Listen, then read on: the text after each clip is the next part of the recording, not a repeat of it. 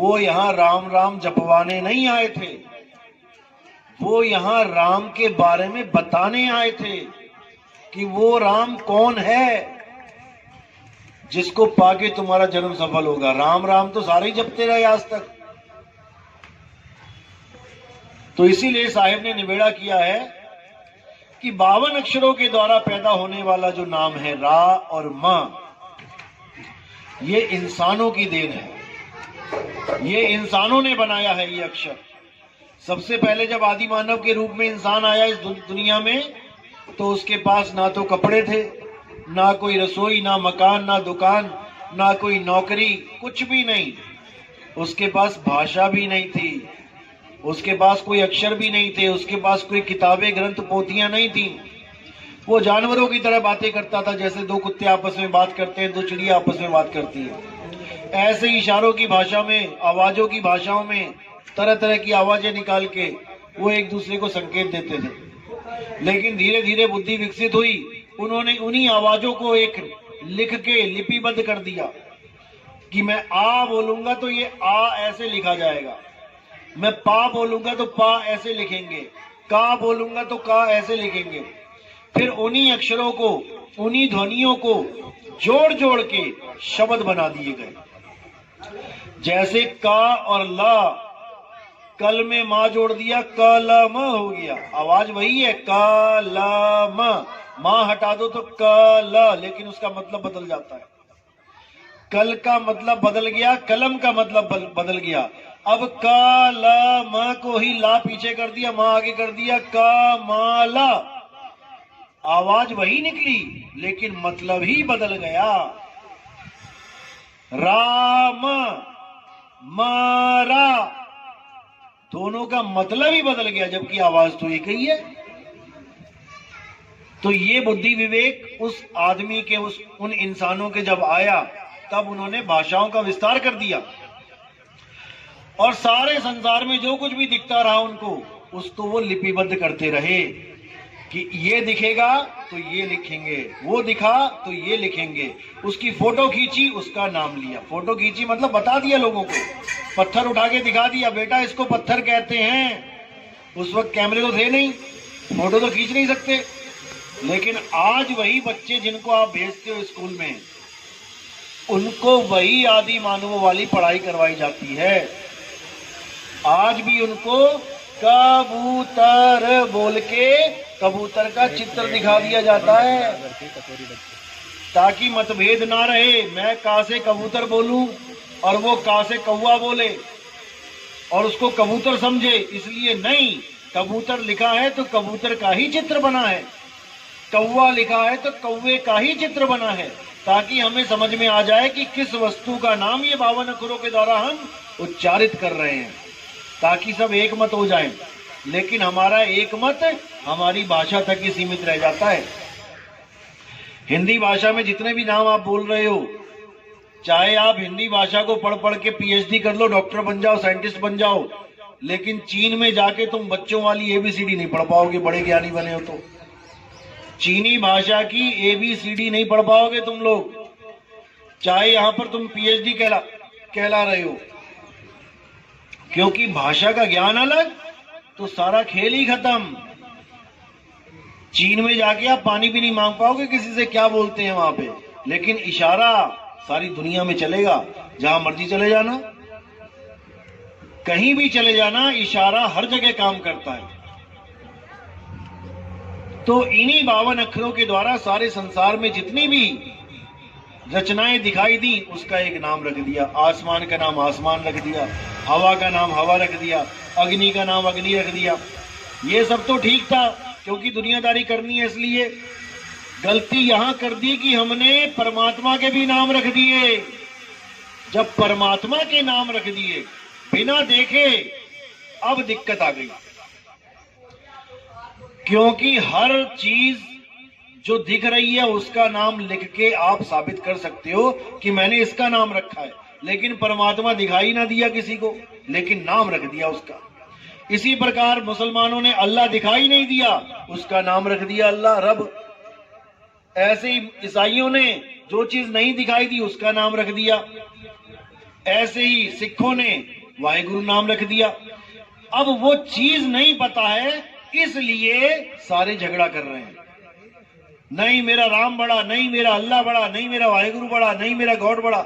अगर वो चीज पता लग जाए क्या है तो सारे झगड़े शांत हो जाए। जैसे कोई बोले पानी बड़ा, कोई कहे जल बड़ा, कोई कहे नीर बड़ा, कोई कहे तोए बड़ा, तो झगड़ा शांत कैसे होगा? उनको कहो भैया अपना अपना सामान आगे लाके रख दो सामने। अब क्या लेके आएंगे? वो एक ही चीज लेके आके सब रख देंगे। वहीं पे समझ में आ जाएगा अरे यार नाम अलग अलग है, चीज तो एक ही है। लेकिन अब यहां कौन अल्लाह को लेके आए, कौन वाहेगुरु को लेके आए, कौन गॉड को लेके आए? ना वो ला सकते हैं ना वो खुद आएंगे यहाँ पे। अगर वो खुद भी आ जाते तब भी झगड़ा खत्म हो जाता। ना आज तक अल्लाह जमीन पे आके बता के गया कि मैं अल्लाह हूं, ना कोई वाहेगुरु आ रहे हैं, ना कोई गॉड आ रहा है। ये इंसान ने बना दिए हैं सारे खेल, क्योंकि पढ़ना लिखना आ गया। अगर पढ़ना लिखना बोलना नहीं आता तो कौन से नाम की जंग होती यहां पे? तब कौन सा राम होता, कौन सा अल्लाह, कौन सा? अरे 52 अक्षर बनने के बाद ये सारे नाम बने हैं। आज तक इंसानों के अलावा कोई और कुत्ता बिल्ली हाथी घोड़ा क्यों नहीं लड़ा भगवानों के नाम पे? वो भी तो परमात्मा के ही जीव हैं। केवल इंसान को ही क्यों झगड़ा सूझ रहा है, लड़ रहा है इंसान? केवल 52 अक्षरों की वजह से, ये जो मुंह से नाम निकल रहे हैं इसकी वजह से। इसीलिए साहिब ने बोला 52 अक्षर जोड़े आन और सकिया न अक्षर एक पहचान। उस एक अक्षर अविनाशी को कोई नहीं पहचान पा रहा जो सब घटों को चला रहा है। हिंदुस्तान में अगर रामराज होता या रामराज हो जाए तो मुसलमान तो खत्म हो जाने चाहिए। अगर इस दुनिया को अल्लाह ने बनाया है तो हिंदू क्यों जीवित है, ईसाई क्यों जीवित है? फिर तो इन सबका सफाया हो जाना चाहिए। और आदमी ना करे, अल्लाह ही करे ना, फिर तो घर तो उसका है। हम लोग क्यों जी रहे हैं? हम लोग को सांस क्यों दे रहा है? वो केवल अपने मानने वालों को दे। लेकिन असल में बात यह है कि कोई अल्लाह कोई वाहेगुरु ये चाहता ही नहीं है कि उसके नाम पे कोई झगड़ा होए। वरना अल्लाह और राम खुद ही झगड़ा करके निबेड़ा कर ले। कौन ताकतवर कौन बड़ा है, हमें करने की क्या जरूरत है? लेकिन ना तो आज तक वो लड़े और ना ही हमारे कहने पे लड़ने वाले हैं। ये हम ही लड़ना जानते हैं, क्योंकि हमें मूर्ख बना दिया गया इन लोगों के द्वारा, जो हमारे धर्मों पे हमारी आस्थाओं से राजनीति करते हैं। लेकिन अगर हमें नहीं समझ में आया आज, तो आने वाले समय में यहां पर अल्लाह राम का नाम लेने वाला भी कोई नहीं होगा। एक ही परमाणु दागेंगे सब साहब। अगर हिंदू ने दाग दिया तो हिंदू भी मरेंगे, मुसलमान ने दाग दिया मुसलमान भी मरेंगे। कोई बम ये देख के नहीं फूटेगा कि भैया हिंदू मर रहा है कि मुसलमान मर रहा है। सारे ही धराशायी हो जाएंगे। क्या फायदा फिर ऐसे अल्लाह राम का? इसीलिए कबीर साहब कह रहे हैं कि जिसको तुम पाना चाहते हो पहले उसको जानो, वो है क्या। अल्लाह वाले अल्लाह को जाने, राम वाले राम को जाने। झगड़ा खत्म हो जाएगा जानने के बाद, क्योंकि वो एक ही है। भाई रे दो जगदीश कहां से आया, और कहो कौन बौर आया। अल्लाह वाले भी कह रहे हैं अल्लाह एक है, परमात्मा एक, खुदा एक। राम वाले भी कह रहे हैं भगवान एक है। तो झगड़ा किस बात का है? बड़ा छोटा करने का झगड़ा है। मेरा पानी बड़ा तेरा जल छोटा, मेरा नीर बड़ा तेरा तोय छोटा। इससे कुछ मिलने वाला नहीं है। तो आज यहां पर आपको निवेड़ा करेंगे कि अल्लाह वाहेगुरु होता क्या है और हमने बना क्या दिया है। 3 प्रकार का ज्ञान है। अच्छी तरह समझ लोगे समझ में आ जाएगा, नहीं तो बताने वाला बता के चला जाएगा, आपके पल्ले कुछ नहीं पड़ेगा। 3 ही चीजें हैं इस दुनिया में, चौथी कोई चीज नहीं है। पहला है साकार, दूसरा है निराकार। अब साकार और निराकार पे सत्संग कर लेते हैं, तीसरे के बाद में बात करेंगे। साकार क्या है? ये सारी दुनिया में जितने भी रूप दिखाई दे रहे हैं ये सब साकार है। लेकिन ये आए कहां से? आए कहां से? निराकार से। किसी को शक है? कोई भी ग्रंथ पढ़ लो आप, शिव के भगत हो, शिव महापुराण पढ़ लो, उसमें साफ लिखा है, सृष्टि रचना पढ़ो, कि शिवजी ही निराकार रूप से साकार रूप धारण करते हैं। यानी पहले निराकार थे, फिर साकार हो गए। आप विष्णु महापुराण उठा के देख लो, उसमें लिखा है विष्णु जी के दो स्वरूप हैं, एक निराकार, एक साकार। निराकार से ही साकार जगत का सृजन होता है। अब देवी भागवत उठा लो, वहां पर भी लिखा है कि सृष्टि बनने से पहले मां दुर्गा ना स्त्री हैं, ना पुरुष हैं, ना नपुंसक हैं, वही निराकार हैं, और निराकार से ही साकार की उत्पत्ति होती है। बिल्कुल स्पष्ट हो गया, साकार ही निराकार है, इन दोनों में कोई भेद नहीं है। अगर कोई ये सोचता है कि साकार और निराकार अलग अलग वस्तु हैं, तो उसको अभी ज्ञान ही नहीं है। बर्फ और पानी, इनमें कोई भेद नहीं है। पानी के रूप में निराकार है, सब जगह विराजमान है। जैसे आपने एक पतीले में पानी डाला तो ऐसा कोई कोना नहीं बचेगा जहां पानी नहीं लग रहा है। 1 लीटर पानी डाल दिया, अब आपने उसी 1 लीटर पानी को ग्लास में जमा दिया और उसी पतीले में डाला, तो क्या चारे कोने भर जाएंगे? उससे नहीं भरेंगे, वो एक ही जगह खड़ा रहेगा बर्फ रूप में। वो हो गया साकार, और पानी के रूप में वो हो गया निराकार। लेकिन है एक ही चीज। तो क्या कबीर साहब इसकी महिमा गा रहे हैं, साकार और निराकार की? कबीर साहब तो लानत दे रहे हैं उन लोगों पे। कहते मैं देखूं तुझको और तू देखे कहीं और, लानत ऐसे चित पर एक चित दो ठौर। कहते लानत है ऐसे चित पर। चित यानी आप सबके पास चित है।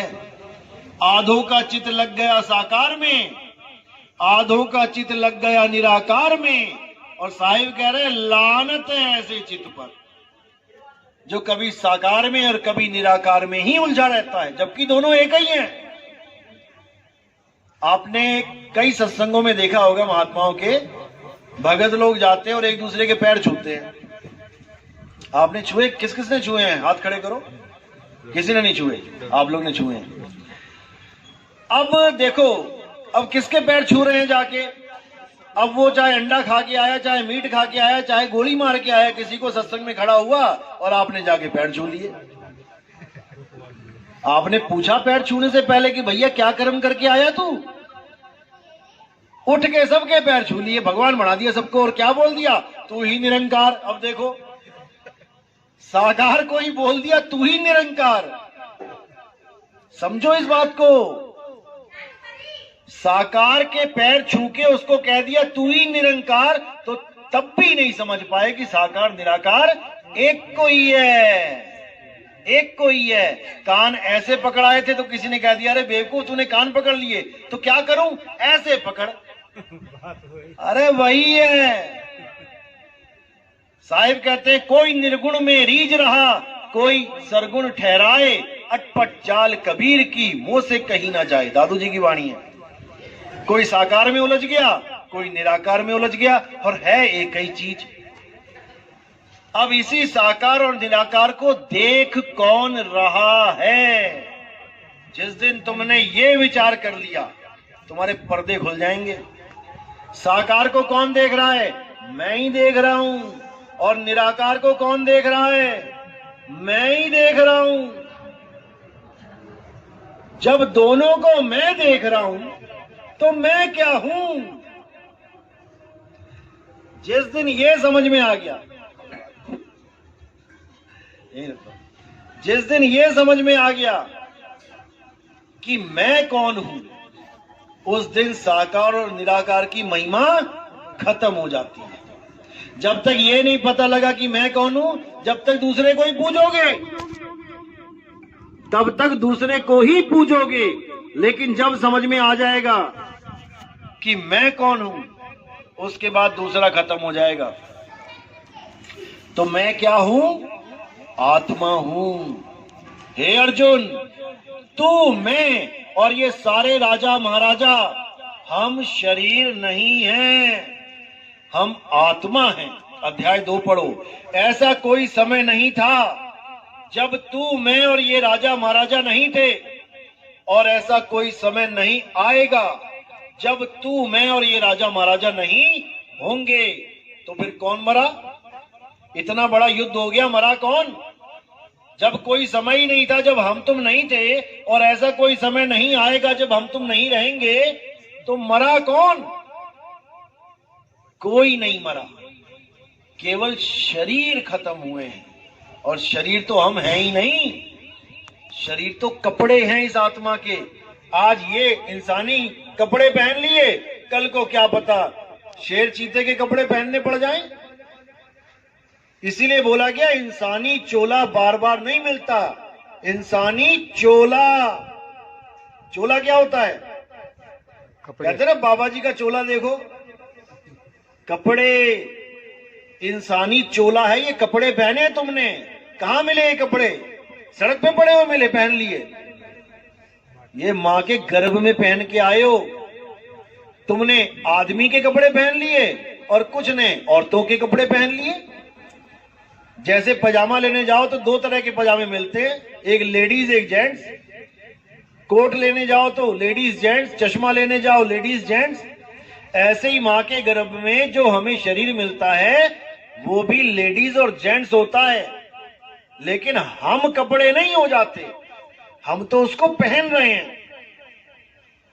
हम कपड़े पहन रहे हैं और अंत समय में हम ये कपड़े उतार देंगे और इन कपड़ों को छोड़ के चले जाएंगे। अब किसी की मां मरी तो जमीन पे क्या पड़ा है? मां पड़ी है कि कपड़े पड़े हैं? कपड़े पड़े हैं। मां को तो आप कहते हो माता मुझे छोड़ के चली गई। अब जो चली गई वो तुम कभी पहचान ही नहीं पाए कि चली कौन गई। जिसको माता माता कहते थे वो तो ये पड़ी है, यानी सारी उम्र कपड़ों को ही माता माता करते रहे, सारी उम्र कपड़ों को ही पिता पिता करते रहे। अपनी मां और अपने पिता को हम जान ही नहीं पाए कि उनका स्वरूप क्या है। इस चमड़े को, इस मिट्टी को ही माता और पिता मान के बैठ गए, जबकि ना तुम मिट्टी हो और ना तुम्हारे मां बाप मिट्टी हैं। ना तुम आदमी हो ना औरत हो, ये कपड़े हैं, आपने धारण किए हैं कुछ समय के लिए। आप एक आत्मा हो जिसका कभी नाश नहीं होता। तो जब तुम कपड़े नहीं हो, तुम आदमी औरत नहीं हो, तो भगवान राम क्या हैं? कपड़े हैं? नहीं है। भगवान राम ने भी मनुष्य का चोला धारण किया था। विष्णु जी ने अवतार देखो, विष्णु जी के पहला अवतार क्या है? मछली। अब कह दो विष्णु जी तो मछली हैं, कभी ना कहोगे विष्णु जी मछली हैं। फिर विष्णु जी ने अवतार लिया कछुए का, अब कह दो विष्णु जी कछुआ है, कभी ना कहोगे कछुआ है। फिर जंगली सुअर का अवतार लिया तीसरा, अब कोई कह दे विष्णु जी बराबर इज इक्वल टू जंगली सुअर, कभी ना बोलोगे। अब विष्णु जी ने अवतार लिया आदमी का, राम जी का, कृष्ण जी का। अब तुमने इसको ग्रहण कर लिया कि भाई विष्णु जी तो आदमी हैं, क्योंकि तुम आदमी के चोले में हो, इसलिए तुम्हें वो मनोहर लग रहा है। बाकी चोलों को तुमने रिजेक्ट मार दिया, आदमी के चोले को पकड़ लिया। कृष्ण जी बोलते ही बांसुरी हाथ में आ जाती है।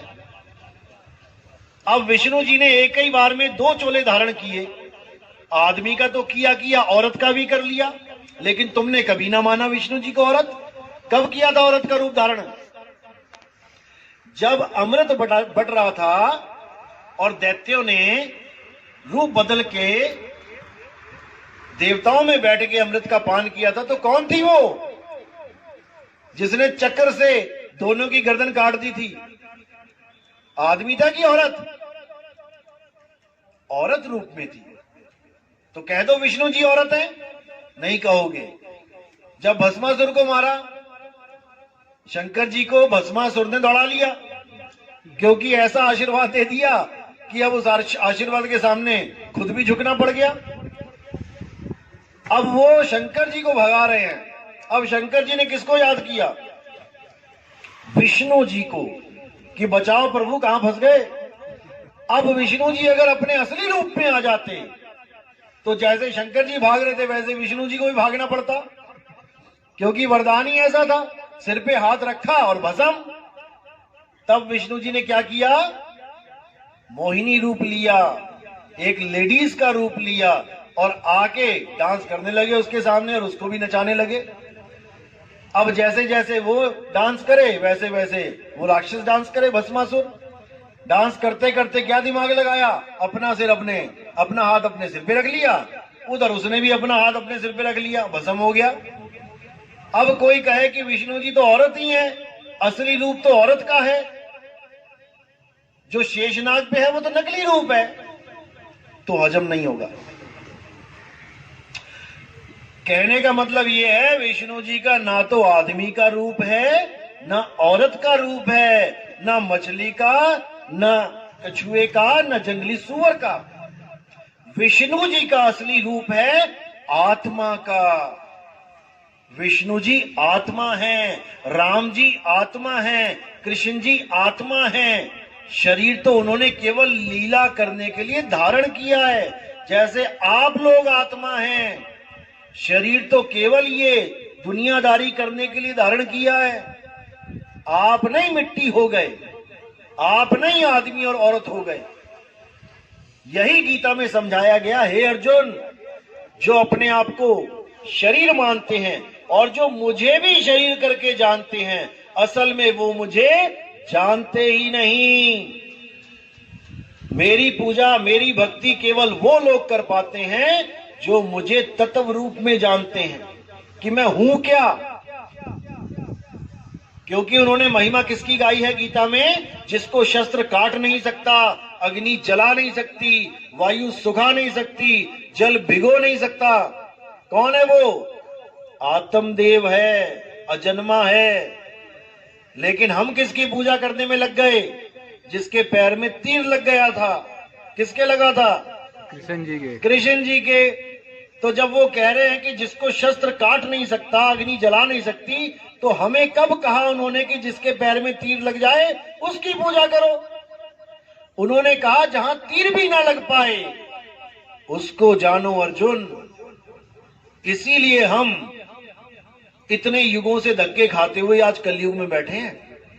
अगर हम विष्णु जी की कही बात सतयुग में समझ जाते तो हम कभी त्रेता में आते ही ना, हमें वही मुक्ति मिल जाती। अगर त्रेता में कही बात राम जी की हम समझ जाते तो हम कभी द्वापर में ना आते, और द्वापर में कही बात कृष्ण जी की हम द्वापर में समझ जाते तो हम कभी कलयुग में ना आते।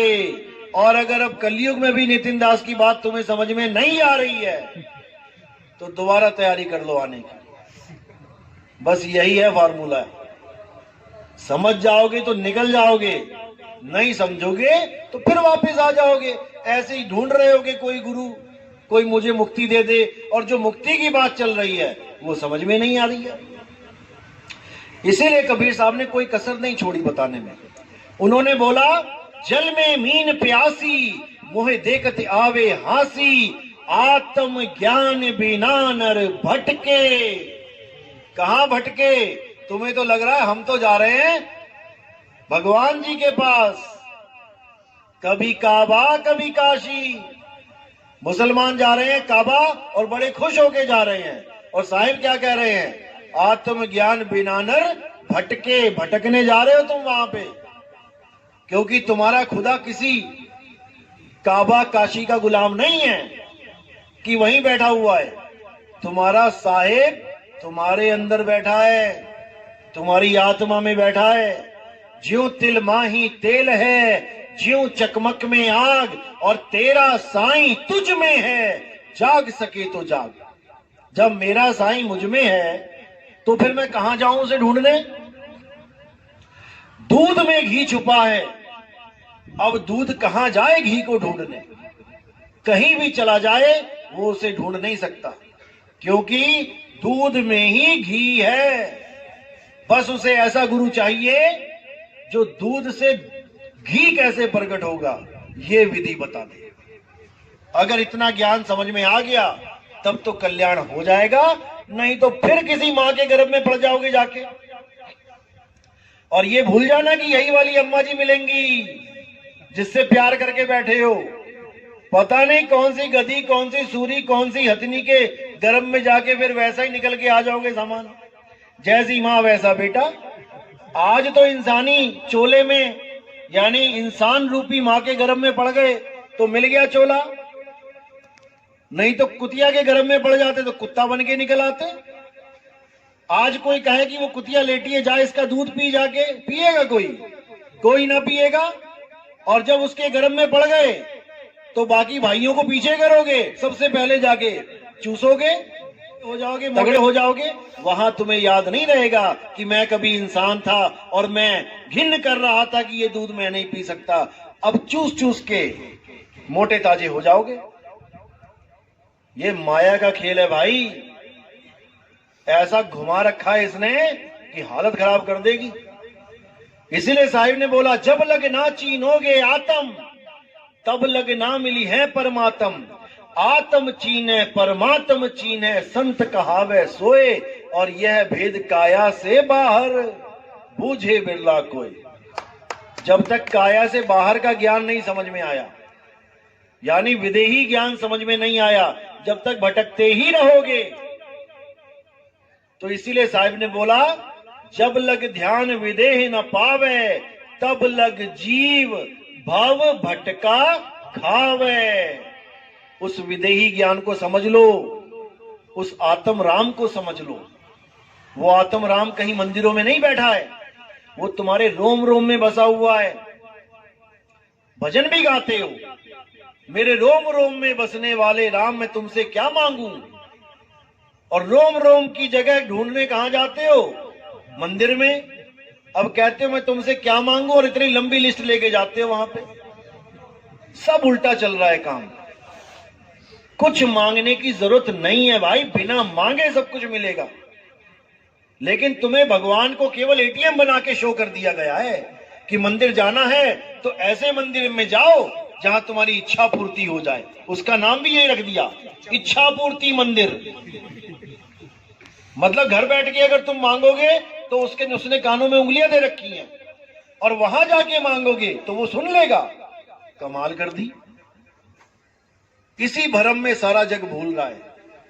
हमारा साहेब हम में है। कस्तूरी कुंडल बसे मरग ढूंढे बनमाही, और ऐसे रमता राम है ये दुनिया जाने नाही।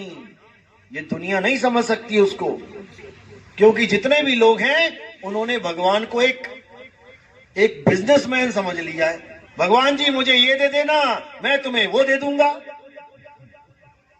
यही बिजनेस चल रहा है। अगर किसी ने मन्नत मांगी, भगवान जी मेरे घर में बेटा हो जाए, मैं पूरे गांव को खाना खिलाऊंगा, बेटा नहीं हुआ ना खाना भी नहीं खिलाएगा। इतना स्वार्थी है ये। कहेगा पहले मेरे बेटा होना चाहिए तब खिलाऊंगा खाना। इतना स्वार्थी है। तो ऐसे लोगों को क्या परमात्मा मिलेगा? भूल जाओ। तो इसी को बार बार संतों ने समझाया, कोई कमी नहीं छोड़ी, लेकिन ये मूर्ख जीव समझ नहीं पाया। तो अब समझना है, अब इस मूर्खता को छोड़ना है। आत्म में राम, राम में आत्म, चीनस गुरुमुख विचारे। गुरबाणी यही समझा रही है, लेकिन हमें नहीं समझ में आ रहा। हम अपने आप को छोड़ के हर चीज को पकड़ने में लगे हैं। आत्मा को छोड़ के हर चीज माया है।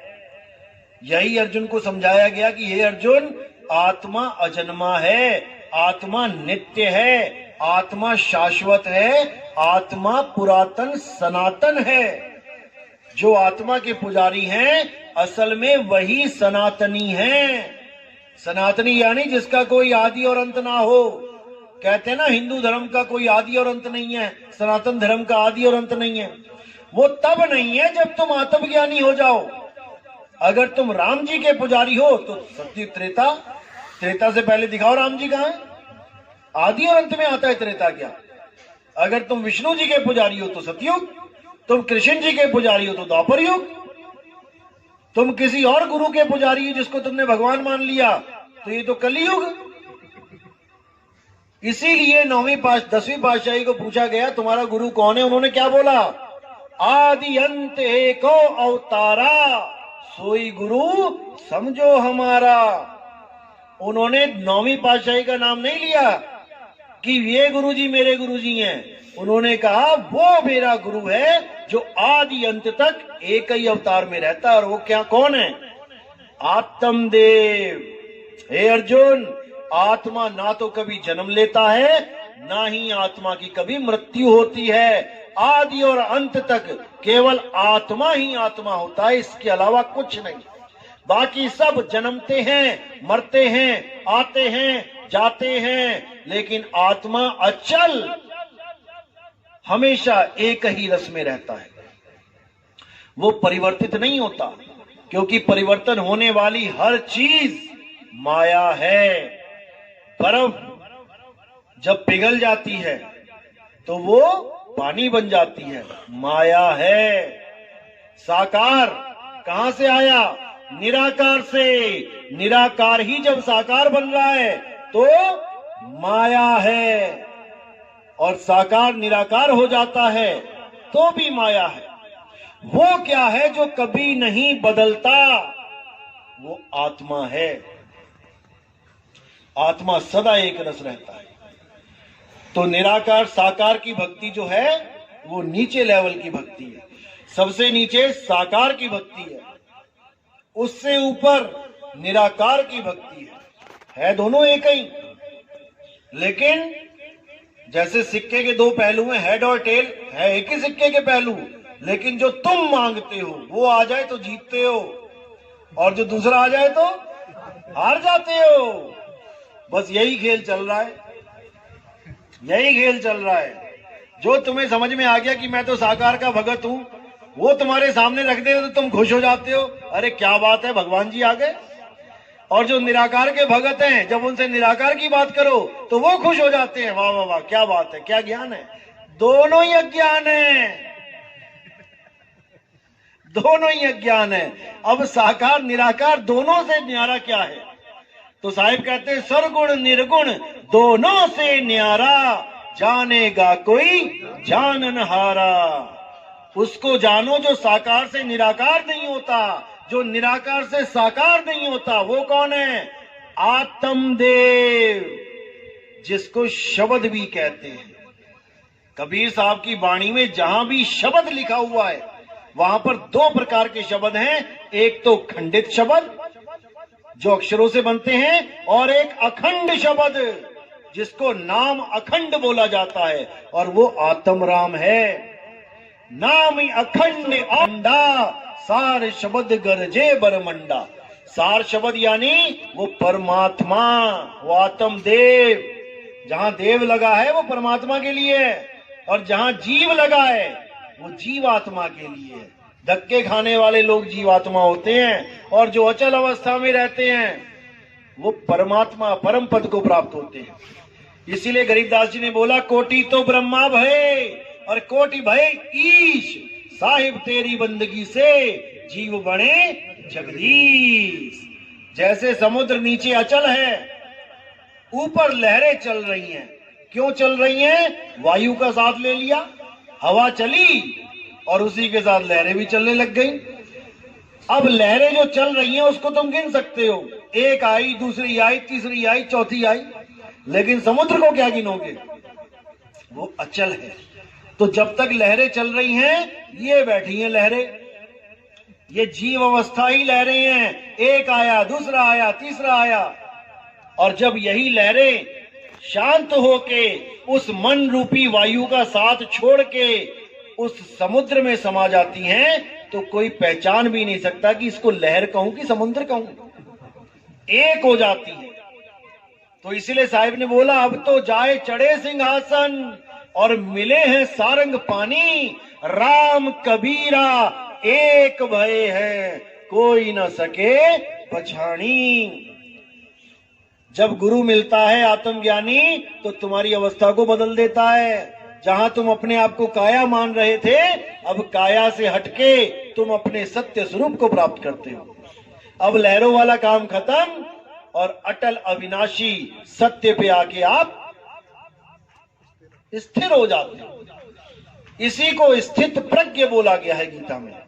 स्थित प्रज्ञ जो एक जगह स्थित हो जाए, अब उसे कोई हिला ना पाए, वही मुक्ति है। और जब तक तुम चल रहे हो, कोई शिवलोक को जाने की तैयारी कर रहा है, कोई ब्रह्मलोक को, कोई गोलोक को, कोई स्वर्ग को, कोई नरक को, जब तक तुम चल रहे हो, जब तक तुम अज्ञान में हो, तुम काल के जाल में हो, तुमने स्थिर हो जाना है। एक भैंस को बांधा खूंटे से, खूंटा ढीला था, पता लगा भैंस खूंटा ही लेके चली हुई है। कई बार देखोगे भैंस ऐसी भी मिल जाती है, खूंटा ही लगा होता है साथ में, क्योंकि खूंटा अचल नहीं था। इसी प्रकार आपने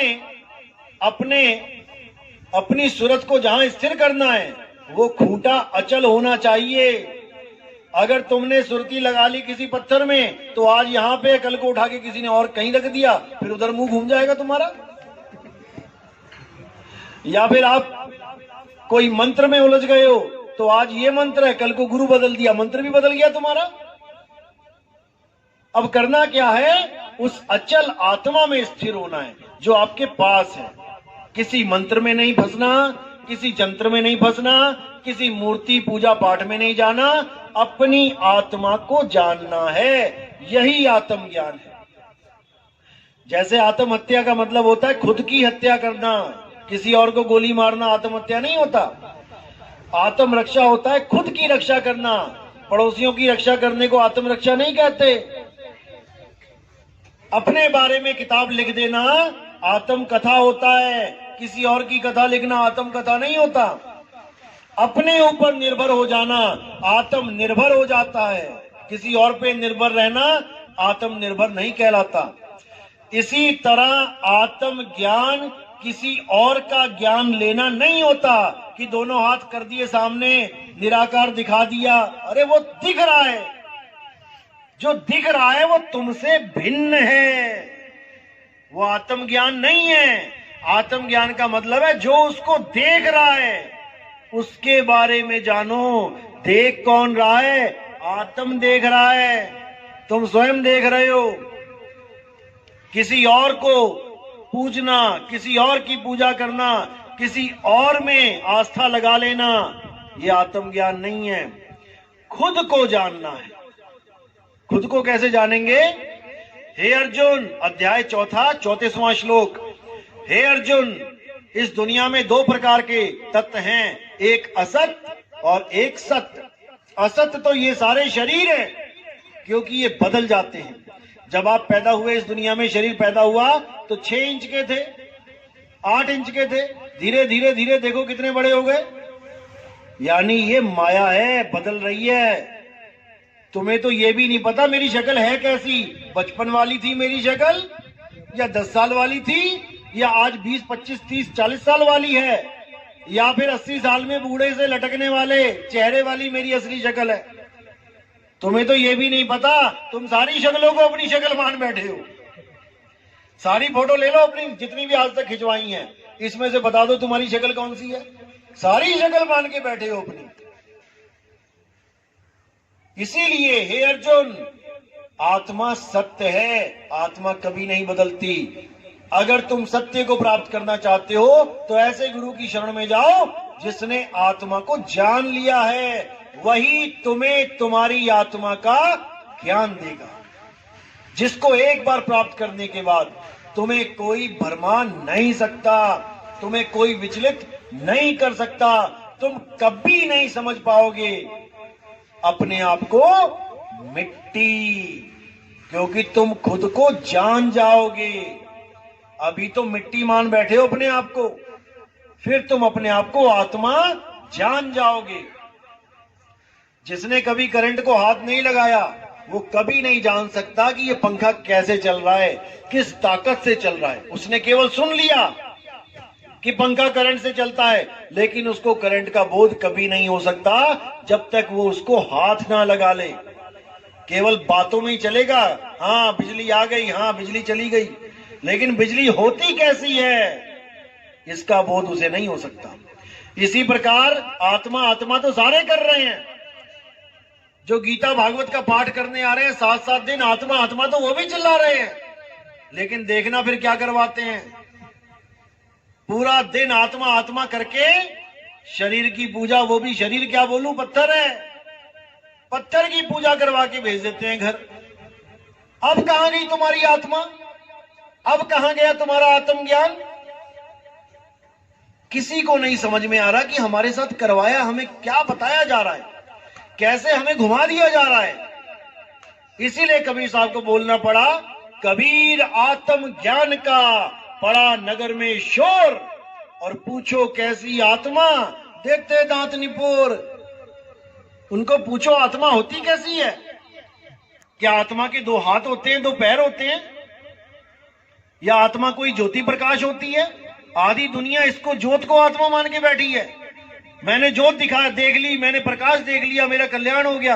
अरे वो दृश्य है, ज्योत एक दृश्य है जो तुमने देख लिया। ज्योत को देखा किसने, उसका स्वरूप क्या है? जब तक इसको नहीं जाना, जब तक आत्मज्ञान नहीं हो सकता। अब ज्योत क्या है? गुरबाणी में क्या बोला? अरे मन तू ज्योत स्वरूप है, अपना मूल पहचान। ये तुम्हारा मन है जिसको तुमने आत्मा मान लिया, परमात्मा मान लिया ज्योत को। यही ज्योत सारी संसार की रचना करके 184 बना के बैठी है। अव्वल अल्लाह नूर उपाया, कुदरत के सब बंदे, एक नूर ते सब जग उपजया। कौन भले कौन मंदे। किससे बना है दुनिया? नूर से। नूर क्या है? ये मन ही है नूर।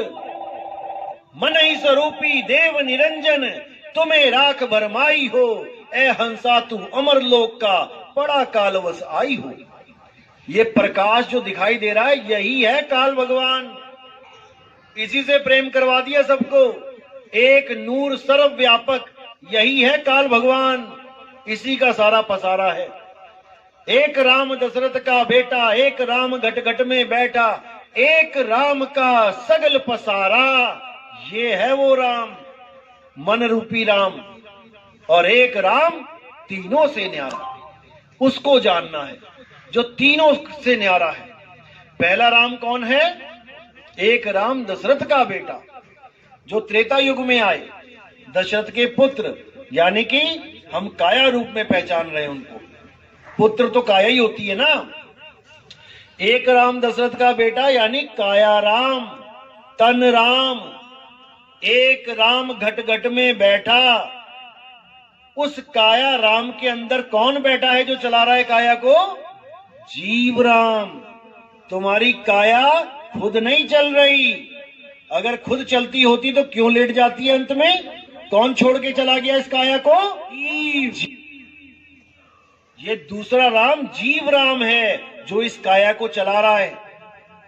अब तीसरा राम कौन है? एक राम का सगल पसारा। ये मन राम है।